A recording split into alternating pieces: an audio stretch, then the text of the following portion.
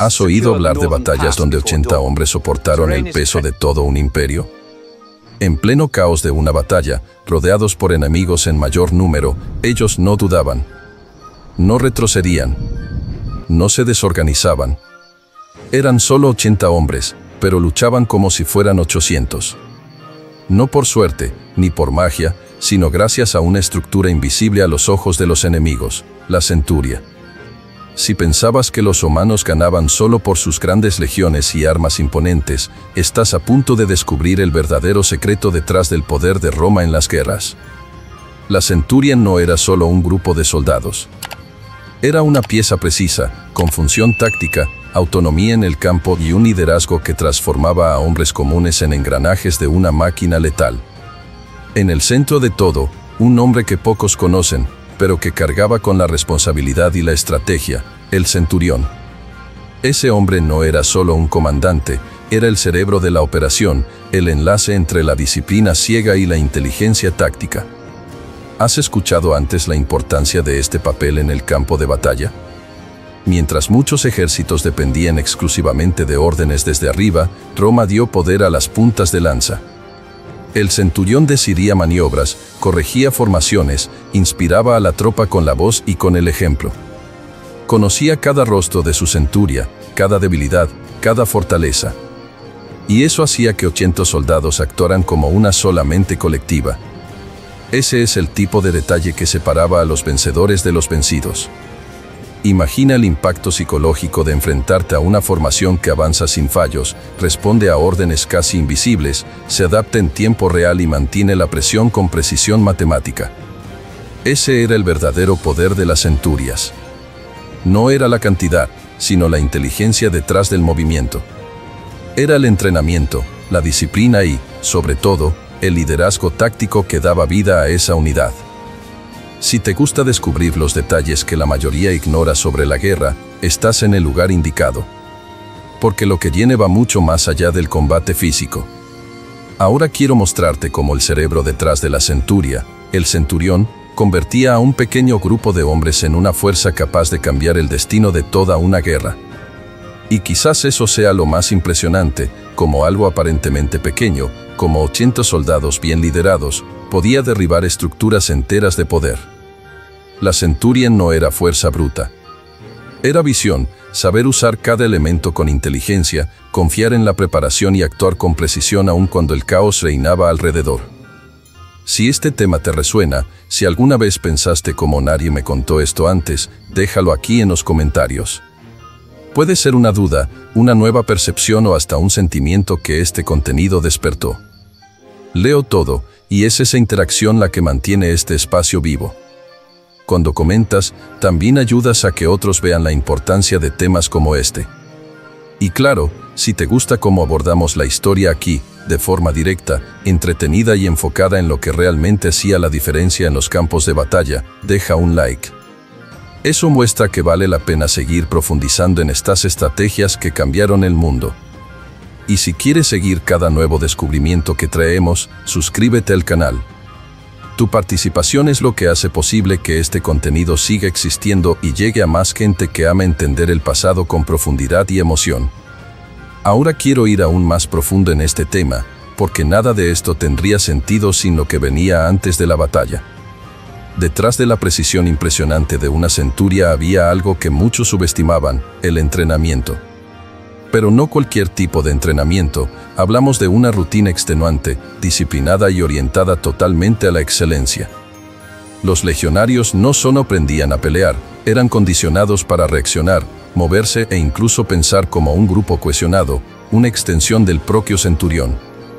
Y eso no pasaba de un día para otro.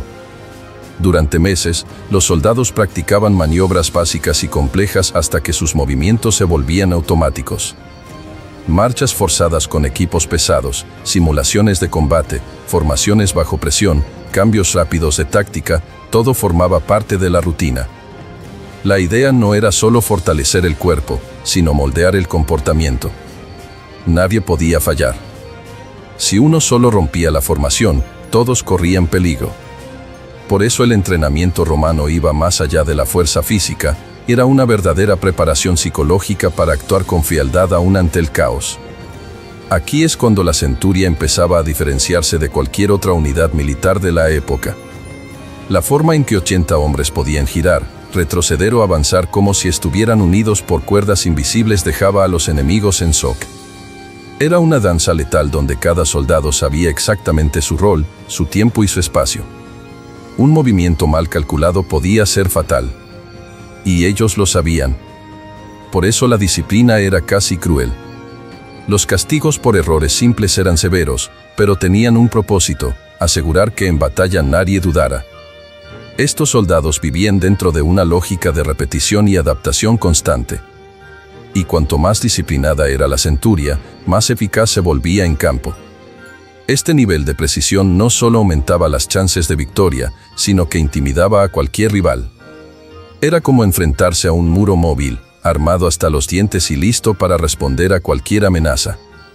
¿Alguna vez pensaste cómo este tipo de estrategia moldeaba el comportamiento incluso fuera de la batalla?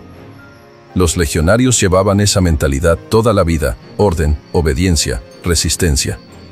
La verdad es que no era la cantidad de hombres lo que marcaba la diferencia, sino cómo se comportaban juntos.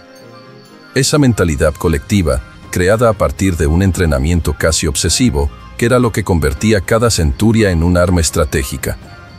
Un arma que, aunque pequeña, podía cambiar el curso de toda una campaña.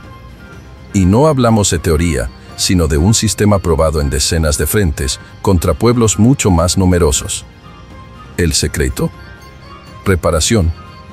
La misma preparación que hoy inspira estrategias y tácticas de combate modernas. Escribe en los comentarios: yo actuaría como parte del grupo. Quiero saber si esta mentalidad también tiene sentido para ti. Es imposible entender el impacto real de una centuria sin sumergirse en la formación que unía a esos hombres en el campo. No estaban simplemente uno al lado del otro, estaban conectados. Cada movimiento ensayado, cada paso medido, cada espacio entre escudos y lanzas obedecía a un patrón riguroso. Y no era por estética.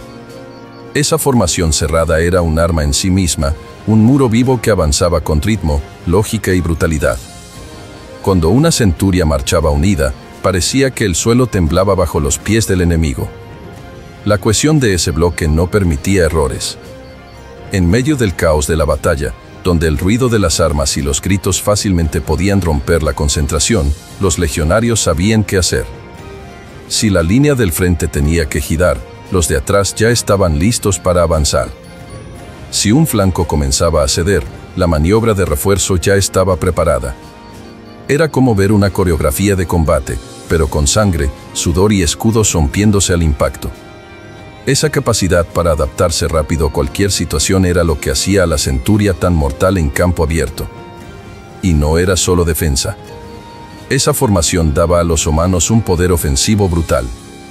Al mantenerse unidos, protegidos por los escudos y guiados por órdenes cortas y precisas, podían presionar al enemigo hasta romper sus líneas.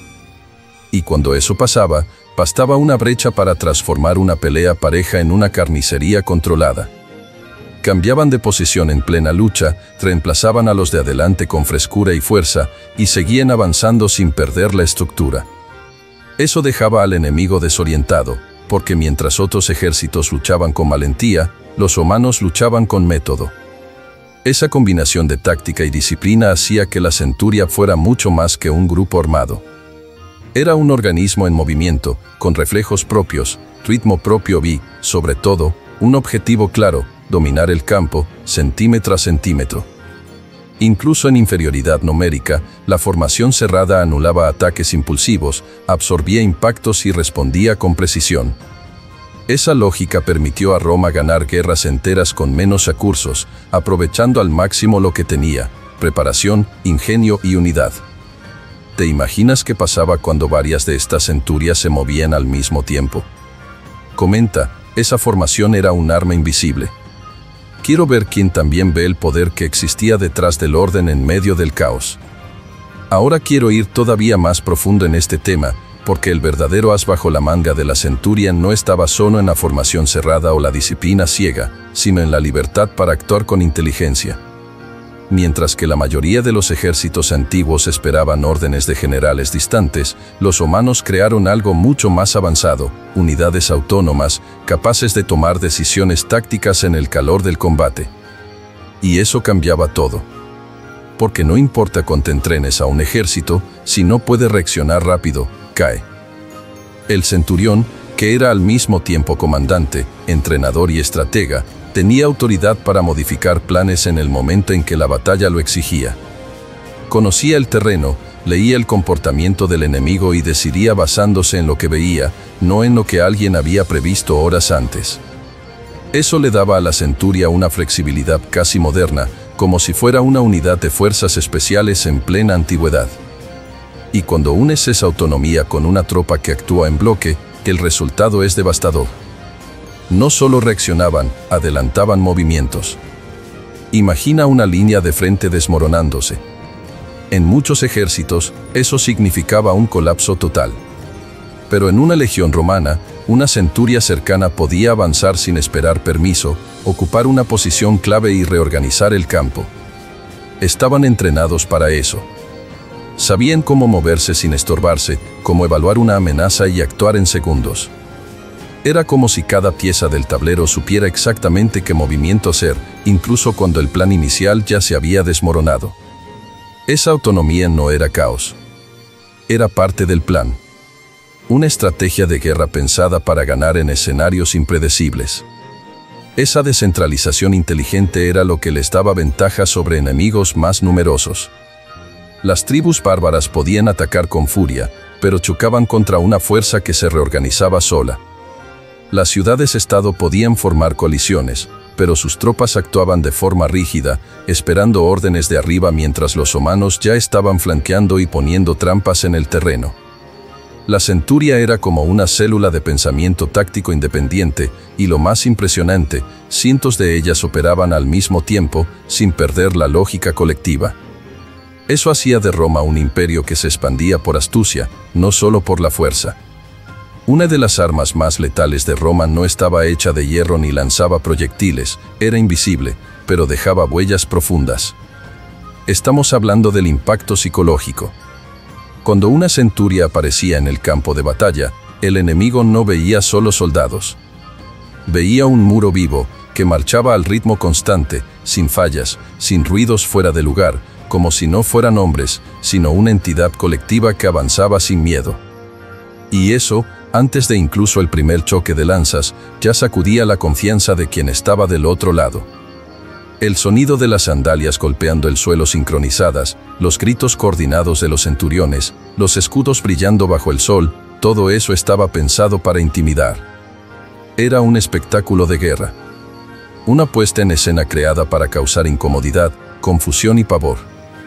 Y funcionaba. Porque mientras ejércitos más primitivos confiaban en el caos, la furia o el coraje individual, los romanos apostaban por el terror del orden.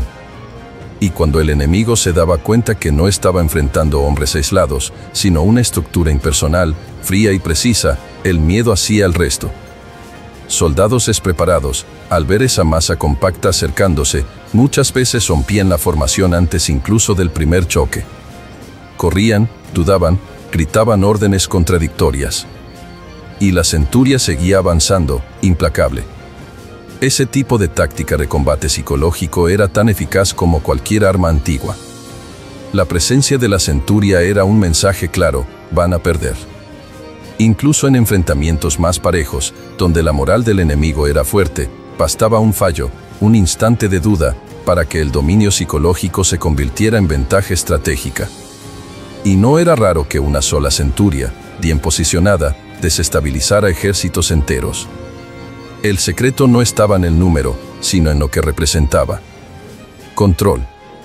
Orden. Dominio del territorio. La centuria se convertía, en ese momento, en símbolo del poder romano. Y esa simbología, repetida en batallas durante décadas, moldeaba la imaginación de los enemigos. Era como si la propia idea de Roma ya empezara a ganar antes de que la guerra comenzara. Y en ese juego mental, la legión era experta. Sabía que la primera victoria se libraba en la mente. Escribe en los comentarios, el miedo comienza antes de la lucha. Quiero ver quién también notó cómo Roma usaba lo psicológico como arma de guerra. Ahora quiero profundizar aún más en este tema, porque entender el valor de una centuria individual ya impresiona, pero ver lo que pasaba cuando varias se movían juntas es entrar en otro nivel del arte de la guerra. El ejército romano no era una masa confusa de soldados marchando en línea recta. Era un organismo vivo, formado por células tácticas que se combinaban a la perfección. Las centurias eran esas células. Podían destacarse, reagruparse, atacar por flancos opuestos o incluso fusionarse temporalmente para formar un muro infranqueable, todo eso de forma coordinada y con un nivel de precisión que parecía coreografiado. Imagina al enemigo centrando su defensa en el frente de batalla, creyendo que está preparado, cuando dos centurias se separan de la formación principal y empiezan a cerrar los laterales silenciosamente. En pocos minutos, quien se creía en ventaja queda atrapado por una maniobra clásica llamada martillo y yunque, una fuerza fija que retiene al enemigo en el centro, mientras otra, móvil, rápida y certera, lo ataca de lado con toda su fuerza. Y lo más increíble es que eso no dependía del azar. Esas maniobras formaban parte del repertorio de guerra de los romanos, ensayadas hasta convertirse en instinto colectivo. Aquí es donde Roma se distanciaba de sus rivales. No se trataba solo de tener soldados fuertes o bien armados. La fuerza real venía de la combinación de inteligencia táctica con organización a gran escala. Si una centuria ya era eficiente sola, 2 o 3 actuando en sincronía podían cambiar el rumbo de toda una batalla. La expansión romana estuvo marcada por este tipo de acción. Mientras tribus rivales se lanzaban al combate como bloques desorganizados, Roma se dividía, cercaba, retrocedía estratégicamente y luego golpeaba con precisión quirúrgica. Era guerra pensada. Era una ingeniería de destrucción. Ese dominio del campo de batalla solo era posible porque cada centurión entendía su papel dentro del todo. Se comunicaban con señales, banderas, toques de trompeta, pero, más que eso, comprendían la lógica del movimiento. Sabían dónde debían estar, qué posición ocupar y cómo cubrir los espacios dejados en una maniobra. No era solo táctica, era confianza. Una confianza construida en años de entrenamiento, castigos duros y un sentido de responsabilidad colectiva que ponía la misión por encima del ego individual. Y eso, al final, era lo que cambiaba el juego. La guerra dejaba de ser fuerza contra fuerza y pasaba a ser mente contra mente. Ahora quiero profundizar aún más en este tema, porque por más impresionante que todo esto parezca en teoría, nada supera cuando la realidad confirma cada punto. Hay registros históricos que muestran cómo una sola centuria, con sus 80 hombres, pudo mantener posiciones clave, cambiar el curso de batallas e incluso desmoralizar a enemigos mucho más numerosos. Y estos no son relatos fantásticos, son episodios documentados, narrados por generales, cronistas e historiadores que vieron de cerca lo que esta estructura podía hacer. Uno de los ejemplos más emblemáticos ocurrió durante la campaña de Julio César en la Galia. En cierto momento, un contingente romano fue sorprendido por una emboscada en las montañas, en terreno desfavorable y rodeado por tropas mucho más numerosas. Mientras la mayoría intentaba retroceder para reorganizar la línea, una sola centuria mantuvo posición en un desfiladero estrecho, creando un cuello de botella que impidió el avance enemigo. El centurión a cargo, sin refuerzos, organizó a sus hombres en formación defensiva y sostuvo el terreno el tiempo suficiente para que el resto de la legión se reagrupara. El orden, la resistencia y el control de espacio de esos 80 hombres evitaron el colapso total de esa operación. Otro caso ocurrió en las guerras contra los partos. En algunas escaramuzas en campo abierto, los romanos enfrentaban ataques relámpago de arqueros montados, una especialidad del enemigo. Pero incluso en esos escenarios hostiles, pequeñas centurias lograban formar bloques defensivos, llamados testudo, para resistir los proyectiles. Y no solo eso, después de absorber la carga inicial, contraatacaban sincronizadas, abriendo espacio para que la caballería romana respondiera con precisión. Era una prueba de que, incluso en territorio desconocido y frente a tácticas de combate distintas a las tradicionales, el modelo táctico de la centuria seguía imponiéndose. Estos ejemplos muestran algo que muchos olvidan cuando piensan en batallas antiguas, que una guerra no se ganaba solo por tener más soldados o mejores armas, sino por quien usaba a cada hombre como una pieza clave en el tablero. La centuria permitía justamente eso, transformar un número pequeño en algo gigante, porque había método, intención y coraje en la forma en que esos hombres eran posicionados. La historia de Roma está llena de episodios donde la diferencia entre la derrota y la supervivencia estuvo en manos de una pequeña unidad que supo actuar en el momento justo, con la frialdad y disciplina que solo la práctica constante y la confianza en el grupo podían garantizar. Comenta ahí, con 80 hombres y estrategia, se puede vencer a un ejército. Quiero ver quién también siente que el impacto de la centuria va mucho más allá del número. El impacto de las centurias no quedó restringido a las guerras del pasado. Lo que los romanos desarrollaron ahí, en el calor de los combates y en la dureza del entrenamiento, terminó moldeando la lógica militar por siglos. Hasta hoy, cuando vemos unidades de élite, fuerzas de respuesta rápida o tácticas modernas de infantería, se pueden ver rasgos claros de esa estructura ancestral. La idea de que grupos pequeños, bien preparados y con autonomía estratégica, pueden tener un impacto desproporcionado en el campo de batalla, eso empezó con Roma. No es casualidad que muchos manuales militares contemporáneos aún estudien la organización de las legiones. La centuria fue más que una invención táctica. Representaba una filosofía de guerra basada en método, previsibilidad y poder descentralizado. Y esa filosofía resultó más duradera que cualquier imperio. Cuando miramos las divisiones militares modernas, vemos que siguen apostando por la claridad de mando, la coordinación interna y la eficiencia de pequeñas células. Tropas como los infantes de marina, unidades de operaciones especiales o pelotones de infantería mecanizada funcionan con principios que reflejan directamente el espíritu de la centuria romana. Pero tal vez el mayor legado esté fuera del campo de batalla. Esa lógica de organización influyó incluso en estructuras civiles, como grupos de trabajo, cuerpos de bomberos, organizaciones de rescate e incluso equipos corporativos. La idea de formar equipos pequeños, entrenados con foco, preparados para actuar bajo presión y con líderes presentes y activos, todo eso viene de esa raíz. La expansión romana no se hizo solo con armas antiguas, sino con inteligencia. Exportaron métodos, no solo territorios. Donde pasó Roma, dejó también un modelo de cómo actuar en grupo, cómo preparar a las personas para pensar estratégicamente en situaciones reales, y cómo cada engranaje, por pequeño que parezca, puede llevar una misión decisiva. Esa herencia está viva.